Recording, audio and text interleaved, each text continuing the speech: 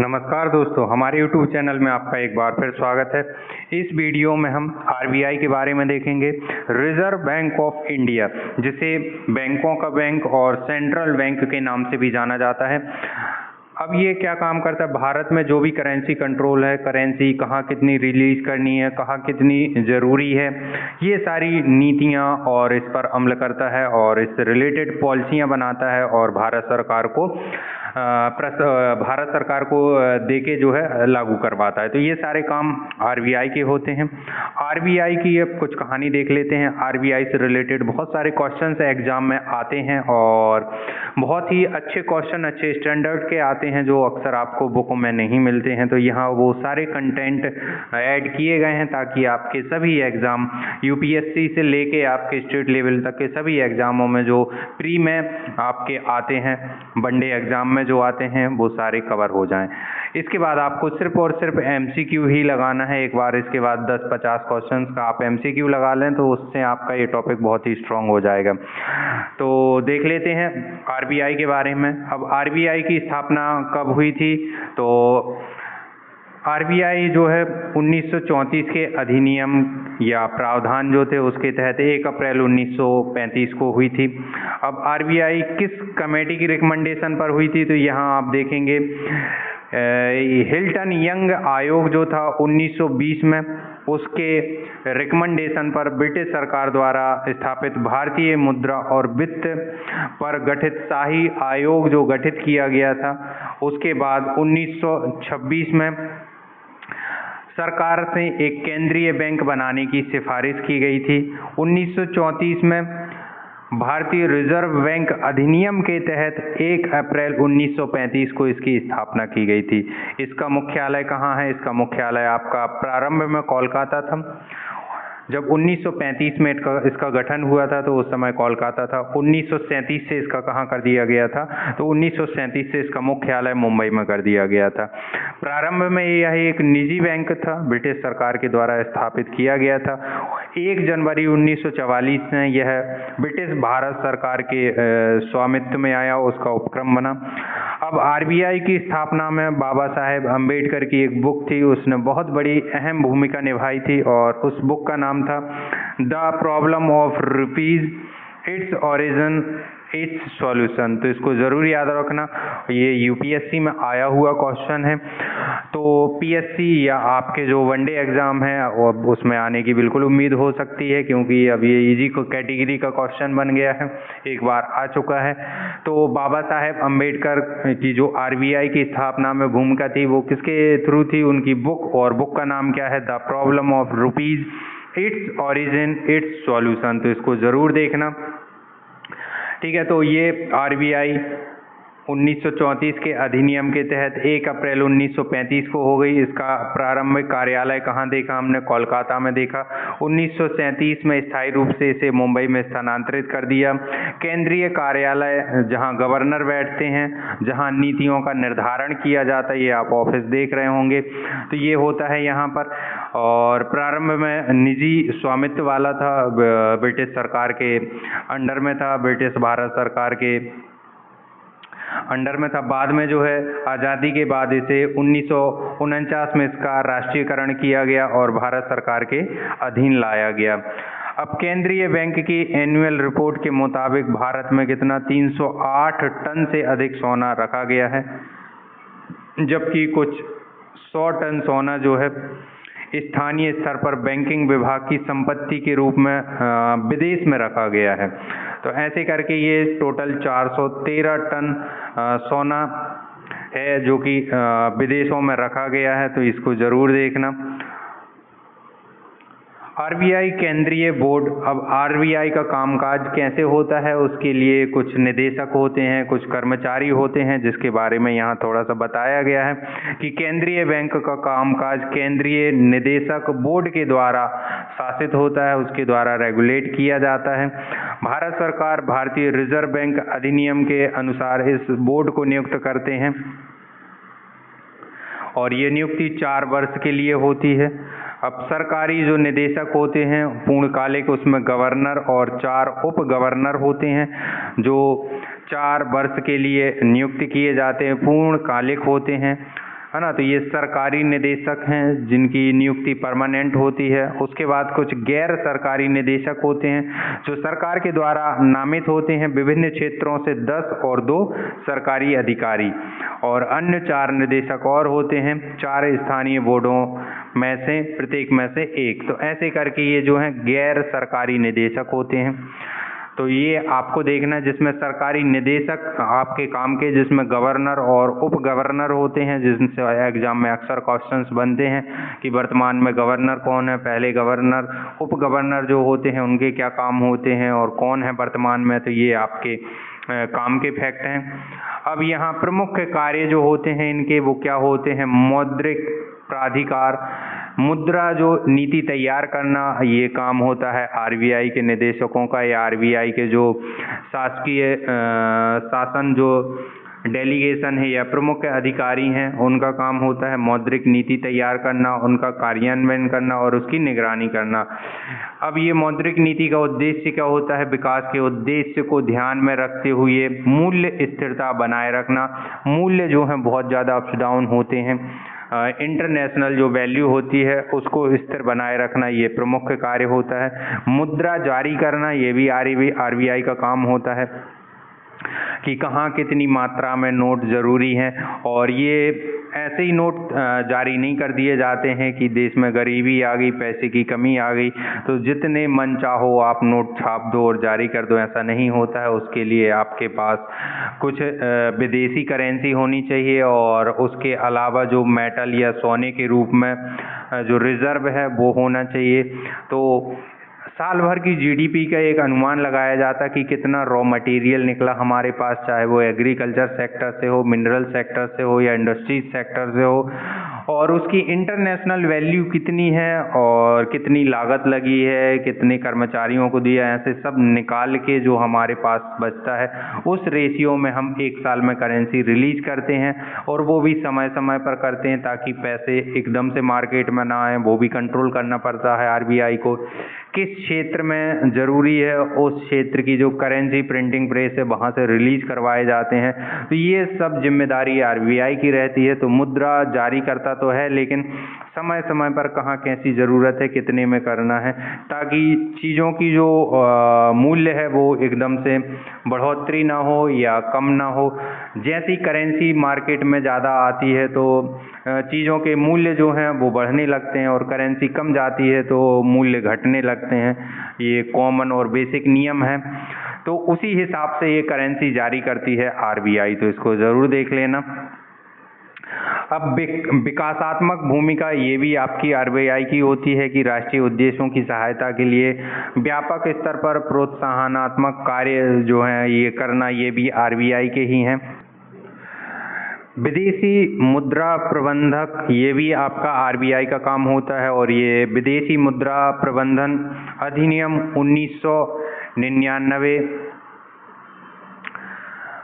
का प्रबंधन करता है। और उद्देश्य क्या है, विदेशी व्यापार को भुगतान और सुविधाजनक बनाना और भारत में विदेशी मुद्रा बाजार का क्रमिक विकास करना और उसे बनाए रखना, ये सब होता है, इसी का काम होता है। विदेशी मुद्रा प्रबंधन मैनेजमेंट का काम भी आरबीआई का होता है। वित्तीय प्रणाली और विनियामक और पर्यवेक्षक, ये भी काम होता है बैंकिंगों का परिचालन करना। भारत में जितनी भी वित्तीय प्रणालियां होती हैं, चाहे सेबी हो, चाहे नाबार्ड हो, एग्रीकल्चर सेक्टर की हो, इंडस्ट्री सेक्टर की हो, लघु कुटीर उद्योग से रिलेटेड हो, फाइनेंस से रिलेटेड हो या आपकी जो बैंकिंग से रिलेटेड व्यवस्था हो, उन सभी चीज़ों को रेगुलेट करने का काम आरबीआई का ही रहता है। नज़र रखने का काम आरबीआई का ही होता है और उनका समय समय पर जो है पर्यवेक्षण करना और निरीक्षण करना, नज़र बनाए रखना, ये सब काम आरबीआई के ही होते हैं। तो इससे जो है उस प्रणाली में एक व्यवस्था बनी रहती है, विश्वास बना रहता है और कोई भी संस्था अपनी मनमानी नहीं करती है। तो ये सरकार की रूल्स रेगुलेशन के तहत किए जाते हैं। उसके बाद कुछ और संबंधित कार्य होते हैं, जैसे सरकार का बैंकर या केंद्रीय बैंक के रूप में जाना जाता है और व्यापारी बैंक की भूमिका अदा करती है। तो ये सारे काम भी किसके होते हैं, आरबीआई के ही होते हैं। तो ये प्रमुख कार्य हैं, विशेष कार्य हैं जो आरबीआई के द्वारा किए जाते हैं, जिससे भारत के विकास में एक गति मिलती है, भारत के फाइनेंस सेक्टर में एक सुदृढ़ता आती है, एक संगठित व्यवस्था दिखती है और लोगों का विश्वास दिखता है। तो ये सभी काम आरबीआई के हैं। आरबीआई गवर्नर ऑफ इंडिया तो वर्तमान में शक्तिकांत दास जो हैं आरबीआई के गवर्नर हैं। पहले गवर्नर कौन थे? सर ओर्सवान स्मिथ, ये आरबीआई के प्रथम गवर्नर थे। अंग्रेजों के समय जब बनी थी, ओर्सवान स्मिथ को सबसे पहले आरबीआई का गवर्नर बनाया गया था। उसके बाद आज़ादी के समय कौन थे? तो 43 से 49 तक सीडी देशमुख आरबीआई के गवर्नर रहे। तो ये डायरेक्ट क्वेश्चंस पूछे जाते हैं कि प्रथम आरबीआई गवर्नर कौन है, आज़ादी के समय कौन है, वर्तमान में कौन है। तो ये क्वेश्चन पूछने का एक पैटर्न होता है जो वनडे एग्जाम होते हैं खासकर या प्री में, तो इनको जरूर याद रखना। तो वर्तमान में कौन है? शक्तिकांत दास हैं। और जो 4 उप गवर्नर होते हैं वो कौन है? एमडी पात्र हैं, एम राजेश्वर राव हैं, टी रविशंकर हैं और श्री स्वामीनाथन जे। तो ये वर्तमान में 4 हमारे उप गवर्नर हैं, तो इनको जरूर याद रखना। उसके बाद जब बैंकों का राष्ट्रीयकरण हुआ था, नेशनलाइजेशन हुआ था और लगभग 14 बैंकें मिलाई गई थी और उनको राष्ट्रीयकृत किया गया था, तो उस समय कौन थी? ये बहुत ही बड़ी घटना थी या बहुत ही बड़ा फाइनेंस सेक्टर में सुधार था, आरबीआई के द्वारा सबसे पहली बार किया गया था। तो उस समय एल के झा जो 1967 से 70 तक रहे हैं। फिर एक हमारे पीएम प्राइम मिनिस्टर जो आरबीआई गवर्नर रहे वो हैं डॉक्टर मनमोहन सिंह, और उनका कार्यकाल कब से कब तक रहा? तो 82 से 85 तक वो हमारे देश के आरबीआई गवर्नर भी रह चुके हैं। तो ये भी काम का है आपका। आरबीआई गवर्नर का काम जो है बहुत सारा होता है, उसके साथ साथ नोट पर साइन भी रहते हैं। अभी तक कार्यकाल में जितने भी गवर्नर हुए हैं तो 2 गवर्नर ऐसे रहे हैं जिनने कभी नोटों पर साइन नहीं किया, उनके कार्यकाल में नोटों पर वो साइन नहीं कर पाए। तो वो कौन कौन से हैं? तो एक जो है आपके केजी अम्बेगाउनकर और ओर्सवान स्मिथ। सर ओर्सवान स्मिथ जो कि पहले रहे हैं, उनके समय भी नोट नहीं छप पाए थे। 37 में ही पहला नोट छपा था उनके कार्यकाल के बाद। तो वो और एक जो है केजी अम्बेगाउनकर, तो इनको जो है आपको याद रखना है। 2 ऐसे आरबीआई गवर्नर रहे हैं जिन्होंने नोट पर साइन नहीं किए हैं। एक का जो सिक्का या एक का नोट होता है उस पर जो आपके वित्त सचिव होते हैं उनके साइन होते हैं। बाकी एक के बाद जितने भी आपके नोट होते हैं, रुपए होते हैं, उन सभी पर आरबीआई गवर्नर के साइन होते हैं, जहां लिखा रहता है मैं धारक को इतने रुपए देने का वचन अदा करता हूं। अब वो इसलिए लिखा जाता है क्योंकि भारत की ये जो करेंसी है ये सांकेतिक मुद्रा है, काल्पनिक करेंसी है, क्योंकि ये नोट के कागज का एक टुकड़ा है। ये नोट जो है कॉटन से बनाया जाता है। तो इस सांकेतिक मुद्रा की कोई वैल्यू एक्चुअल में नहीं होती है, तो उसके कारण आरबीआई गवर्नर को वहाँ लिखना पड़ता है कि मैं उस व्यक्ति को इतने रुपए या उतनी वैल्यू के रुपए देने का वचन अदा करता हूँ। एक्चुअल मुद्रा क्या है? जो प्राचीन समय में चलती थी मेटल की, जिसमें सोने चांदी और अन्य मेटल होते थे, जिसमें उतनी वैल्यू इंटरनेशनल उसे मिलती थी। लेकिन ये आजकल काल्पनिक मुद्रा चलती, ज़्यादातर देश वही अपनाते हैं। इसलिए रिजर्व में आरबीआई को उतनी वेटेज या उतनी वैल्यू की चीज़ें अपने पास रखनी पड़ती, क्योंकि ये जो मार्केट में करेंसी है ये एक्चुअल वैल्यू नहीं है। तो यही कॉन्सेप्ट होता है कि आरबीआई को रिजर्व में अपने पास उतनी वैल्यू की चीज़ों को रखना पड़ता है, और ज़्यादातर गोल्ड में ही रिजर्व रखते हैं। तो यही कारण होता है, तो इसको ज़रूर याद रखना है। तो इसी कारण जो है नोट पर लिखा रहता है, तो आरबीआई गवर्नर के साइन की ज़रूरत पड़ती है। उसके बाद जो विशेषज्ञ टीम होती है, अभी तो हमने जो निदेशक मंडल देखा, आरबीआई के प्रमुख गवर्नर, उप गवर्नर देखे। उसके बाद कुछ विशेषज्ञ टीम होती है जिसमें 21 सदस्यीय केंद्रीय निदेशक मंडल होता है, जिसमें ये गवर्नर और डिप्टी गवर्नर आ जाते हैं, 2 वित्त मंत्रालय के प्रतिनिधि आ जाते हैं, 10 जो है सरकार द्वारा नामित निदेशक आ जाते हैं, और जो 4 निदेशक जिन्हें मुंबई, कोलकाता, दिल्ली और चेन्नई के लिए प्रतिनिधित्व करते हैं या वहाँ बिठाया जाता है, वो आ जाते हैं।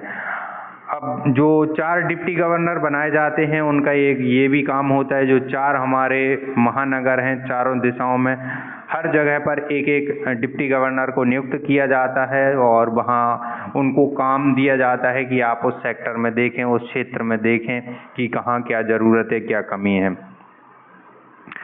कार्यालय की बात करें तो मुख्य जो हेडक्वार्टर है, मेन हेडक्वार्टर है, वो मुंबई में है। पहले कोलकाता में था लगभग 2 साल के लिए, उसके बाद फिर मुंबई लाया गया। उसके अलावा कुछ रीजनल हेडक्वार्टर हैं, हेड ऑफिस हैं इसके, जो भारत में 32 जगहों पर स्थित हैं।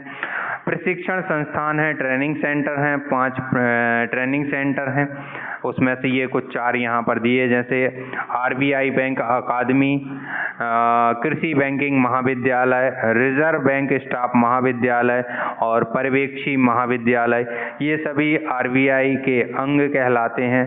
तो ये इन जगहों पर प्रशिक्षण किए जाते हैं।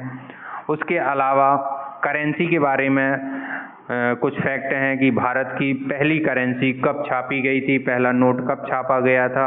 तो भारत के लिए पहला नोट जो है 1862 में ब्रिटिश सरकार के द्वारा, यूके की एक कंपनी थी उसके द्वारा ही छपवाया गया था, और 1920 तक जो है लगभग वहीं से नोट बन के आए। उसके बाद जो है हमारे यहाँ नोटों के ऊपर काम किया गया।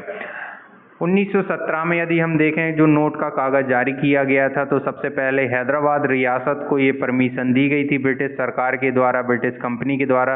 तो सबसे पहले 1917 में हैदराबाद के द्वारा एक नोट जारी किया गया था। 1926 में नासिक में बैंक नोट छापने की सबसे पहले आरबीआई के द्वारा ये मिल स्थापित की गई थी, जिनने 1938 में पहला नोट जारी किया था।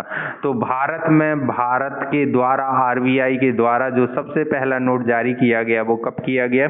1938 में किया गया। तो ये फैक्ट आपके काम का है और इसे याद रखना। 1938 में जनवरी में आरबीआई ने सबसे पहले 5 रुपये का नोट छापा, 5 रुपये की करेंसी छापी, और इस नोट पर जॉर्ज किंग जो हैं 6 उनकी तस्वीर प्रिंट की गई थी। मतलब आज़ादी से 9 साल पहले आरबीआई ने अपना पहला नोट जारी किया, पहली करेंसी जारी की। उसके बाद 10 का नोट, 100 का नोट, 1000 का नोट, 10,000 जो कि बंद कर दिया गया, 1000 का भी बंद कर दिया।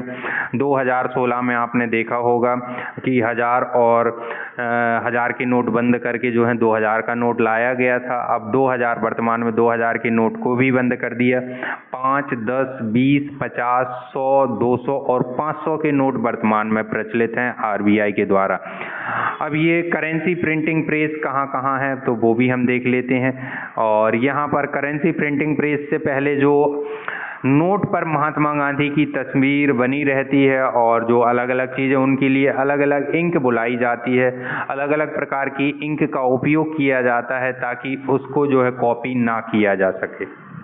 तो यहाँ पर वो जानकारी दी है कि जैसे महात्मा गांधी की जो तस्वीर है उसके लिए इंटेगेलियो इंक का इस्तेमाल किया जाता है, और जो नोट छापने की जो स्याही इंक होती है उसे स्विट्जरलैंड से आयात किया जाता है। हमारे यहाँ कुछ मात्रा से देवास में उस इंक को बनाया जाता है या उपयोग किया जाता है, बाकी सब विदेश से ही इंक को बुलाया जाता है। तो ये भी अपने काम का फैक्ट है। और यहाँ अलग अलग जैसे नोट के नंबर पैनल की छपाई के लिए कौन सी फ्लोरोसेंस इंक का उपयोग किया जाता है। ऑप्टिकल वेरिएबल इंक जो नोट की नकल न हो पाए इसलिए इस इंक का इस्तेमाल किया जाता है। इंटेगेलियो इंक, इसका इस्तेमाल नोट पर दिखने वाले महात्मा गांधी जी की जो तस्वीर है उसके लिए किया जाता है। तो ये बेसिक अंदर की जानकारी है नोट के अंदर जो कि उपयोग किए जाते हैं। नोट जो है आपका कॉटन का रहता है, जिसे आप दो सिरे से पकड़ के कितना भी खींच लें वो फट नहीं सकता, क्योंकि उसकी उतनी क्वालिटी बनाई जाती है। वर्तमान में कुछ क्वालिटी डाउन की गई है, कारण क्योंकि इन सरकार की कुछ पॉलिसियां हैं कि हर 10-15 साल में नोटों का बदलाव किया जाएगा, जिसके कारण और ये जो नोट हैं आप देखेंगे 500 का नोट है, एक नोट बनने में लगभग 4 रुपये का खर्चा आता है 500 के नोट में। तो ऐसे हर एक नोट की एक अलग अलग वैल्यू होती है, किसी में 3 रुपये का आता है, किसी में 2 रुपये का, किसी में 25 पैसे का, तो ऐसे खर्चे आते हैं नोट बनने में। करेंसी प्रिंटिंग प्रेस आप देखेंगे भारत में 4 जगह, इन 4 जगहों पर नोट छपते हैं, नासिक, देवास, मैसूर और सालवनी। सालवनी पश्चिम बंगाल में है, नासिक आपका महाराष्ट्र में आता है, देवास आपका मध्य प्रदेश में है, मैसूर आपका कर्नाटक में है और सालवनी आपका पश्चिम बंगाल में है, जहां पर ये नोट छपाई का काम होता है। अब आप देख पाएंगे जैसे कि यहाँ ये 4 हैं और यहाँ हम छोटा सा मैप बना के देखें, ये मान लो भारत है, तो ये चारों जगह पर यहाँ नासिक है, यहाँ आपका देवास है, यहाँ आपका मैसूर है और यहाँ आपका सालवनी।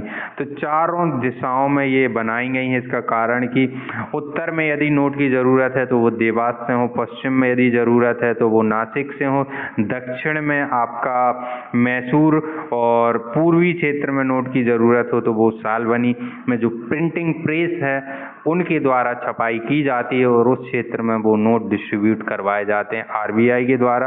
और इसी कारण 4 क्षेत्र में 4 उप गवर्नर बिठाए जाते हैं, चारों महानगर में, दिल्ली, मुंबई, चेन्नई और कोलकाता में, ताकि वो उस क्षेत्र की करेंसी से रिलेटेड जो भी समस्याएं, जो भी रूल्स रेगुलेशन वो देख सकें और उन पर काम कर सकें।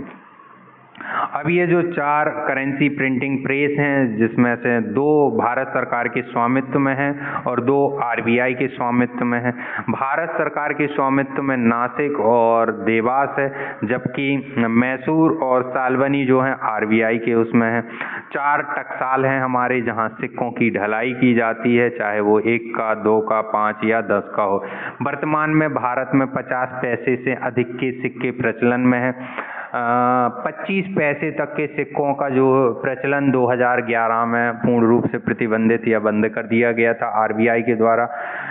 50 पैसे से लेकर जो भी सिक्के 10 रुपये तक के हैं, 20 के सिक्के भी चल रहे हैं वर्तमान में, और कुछ सिक्के भी जारी किए जाते हैं जो विशेष ऐतिहासिक जो मूवमेंट होती हैं या दिवस आते हैं उस समय, जैसे 50 का, 100 रुपये का कॉइन या 150 रुपये का कॉइन, तो वो प्रचलन में नहीं होता। उस मूवमेंट को यादगार बनाने के लिए आरबीआई के द्वारा उस सिक्के को ढाला जाता है।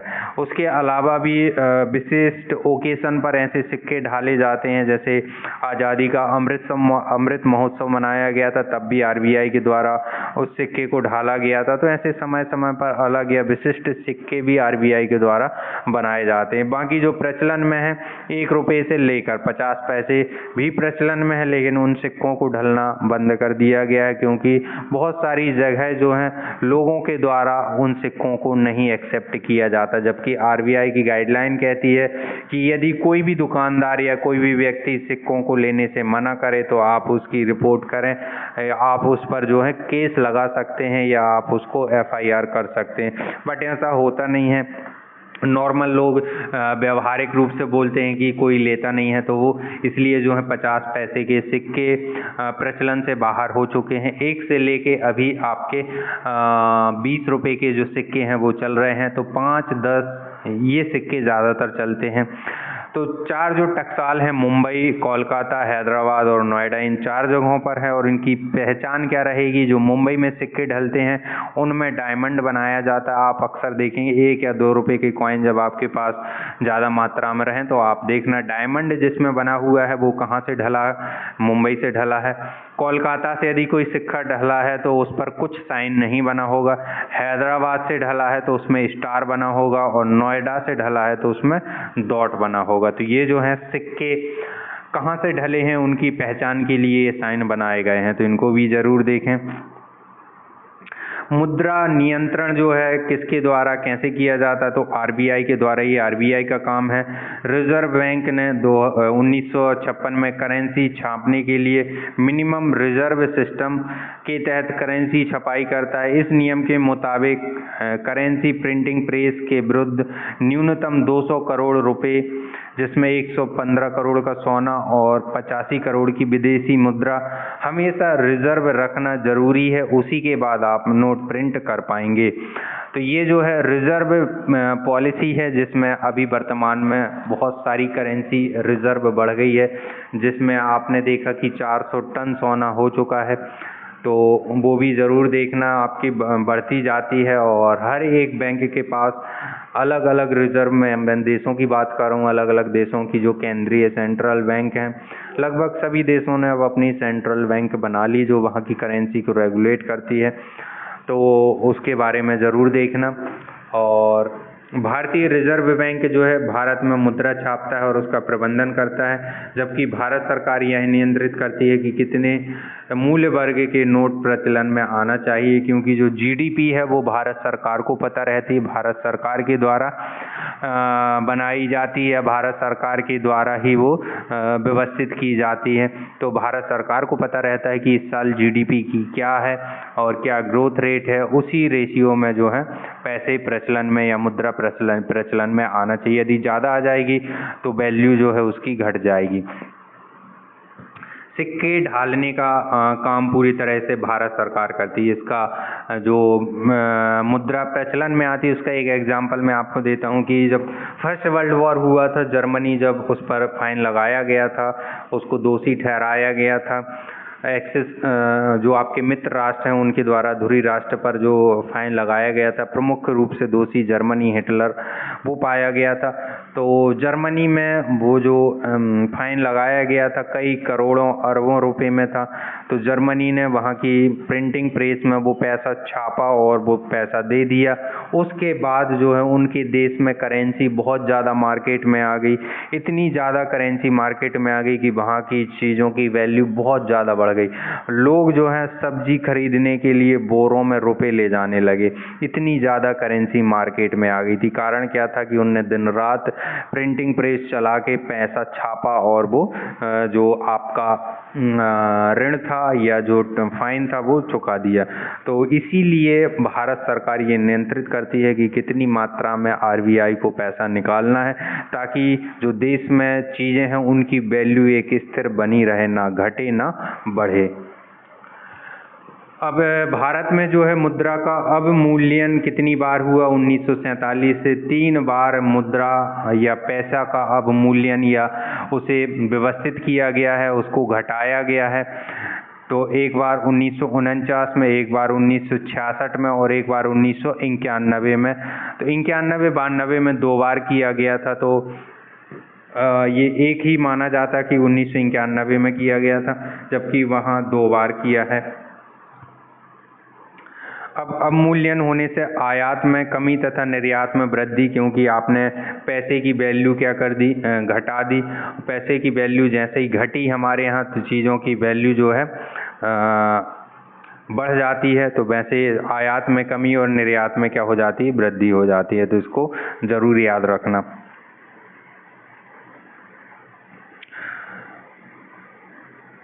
आरबीआई के द्वारा ये नोट जो है वर्तमान में छापे जाते हैं। जैसे आप यहाँ पर देख रहे हैं 15 जुलाई 2010 को रुपए का डिज़ाइन तैयार किया गया था जो वर्तमान में आरबीआई चलाता है। जैसे डॉलर और अन्य देशों के द्वारा किया जाता उसी तर्ज पर हमने बनाया था, और ये बनाने वाले व्यक्ति डी उदय कुमार हैं। आरबीआई का वित्तीय वर्ष 1 जुलाई से 30 जून चलता है, जबकि आप फाइनेंशियल ईयर देखें तो 1 अप्रैल से 31 मार्च वो कहलाता है, जबकि आरबीआई का 1 जुलाई से 30 जून तक। अब आप देख रहे हैं 200 के नोट पर 2000 का नोट प्रचलन से बाहर हो चुका है। 500 के नोट में लाल किला है, 200 के नोट में सांची का स्तूप है, रानी की बाब है, कोणार्क, ये जो है हम्पी स्तंभ है, कोणार्क है। तो ये जो है आपके बने हुए हैं नोट पर, तो इनको भी देखें ज़रूर। तो ये वीडियो आपको कैसा लगा उसके बारे में कमेंट करके ज़रूर बताएं। Thank you.